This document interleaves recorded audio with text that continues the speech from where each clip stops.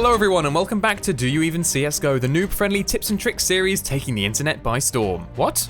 Oh. Soon to be taking the internet by storm. This week we'll be looking at how to control your recoil, so let's dive in.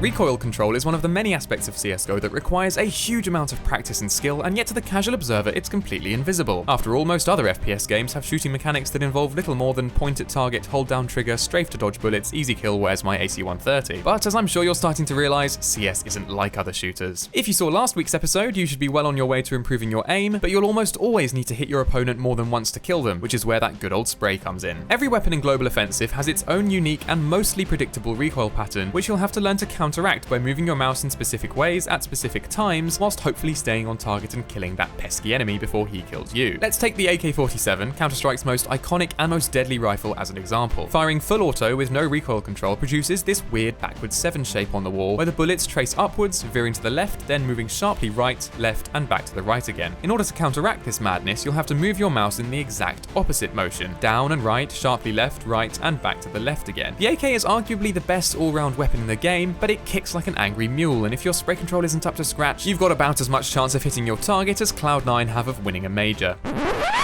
Or Liquid. Or CLG. Or just about any NA team really, if you think about it.